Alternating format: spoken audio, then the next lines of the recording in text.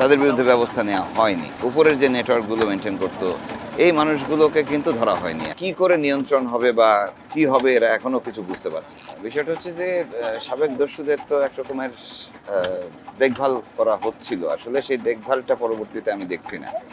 এই দেখভাল করা হচ্ছে না বলে ওই সাবেক দস্যুদের মধ্যে এক রকমের অনাস্থা, অনিশ্চয়তা তৈরি হয়েছে। এইটার সুযোগ কেউ কেউ নিয়েছে।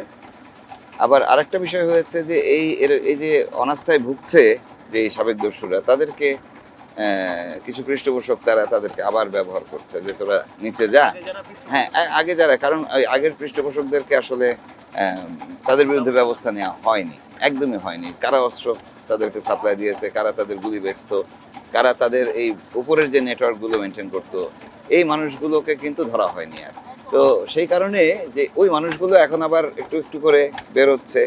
আগে তারা যেহেতু র্যাপিড অ্যাকশন ব্যাটালিয়ন এদেরকে নিয়ে থাকতো সবসময়, তো এখন ওই র্যাবের পক্ষ থেকে এদেরকে যে দেখভালের বিষয়টা ছিল সেটা একটু কমে যাওয়াতে এরা আসলে দুশ্চিন্তায় পড়ে গেছে। আরেকটা জিনিস হচ্ছে যে এটার সুযোগ অনেকে নিয়েছে। দেখেন, এরা এরা হচ্ছে অপরাধী হিসেবে যদি আমি বলি যে তারা যদি কেউ বিপদেও থাকে অপরাধে যাওয়ার কথা না, আবার ফিরে যাওয়ার কথা না। তো কাজে এই যে পরিস্থিতিটা তৈরি হয়েছে এই পরিস্থিতির সুযোগ কেউ কেউ নেওয়ার চেষ্টা করেছে।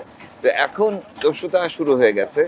আগের তুলনায় যদি হিসাব করি দস্যুর সংখ্যা, তাদের অস্ত্র জনবল অনেক বেশি কিছু না, কিন্তু আতঙ্কটা কিন্তু আগের চেয়েও বেশি হয়ে গেছে। কারণ এখানকার মানুষরা, জেলেরা দস্যু মুক্ত পরিস্থিতিতে অভ্যস্ত হয়ে গেছিল। তো সেই জেলেরা এখন আবার মহা দুশ্চিন্তায়, কারণ নতুন করে শুরু হওয়া এটা কি করে নিয়ন্ত্রণ হবে বা কি হবে এরা এখনো কিছু বুঝতে পারছে না। নিয়ন্ত্রণের তো চেষ্টা হচ্ছে পুলিশিং, এটাকে নিয়ে আর কোনো দ্বিতীয় বিকল্প আমি দেখি না। ঠিক আছে, কারণ এদেরকে আত্মসমর্পণ করানো হয়েছিল, যদিও বিনা শর্তে আত্মসমর্পণ। তারপরে সরকার এদের মামলাগুলো প্রত্যাহার করেছিল, মোটামুটি তাদের পুনর্বাসনের চেষ্টা হয়েছিল। তো কাজে এখন যারা গিয়েছে তাদেরকে আসলে আইনি যে পদক্ষেপ রয়েছে, তাদেরকে চেঞ্জ করা, তাদের গোয়েন্দা তথ্য নিয়ে তাদের বিরুদ্ধে ব্যবস্থা নেওয়া, এছাড়া আমি আর কোনো বিকল্প দেখি না। এবং এখনো সময় আছে, এটা আরো অনেক বড় হয়ে যাওয়ার আগেই নিয়ন্ত্রণে যদি আনা যায় তো সম্ভব।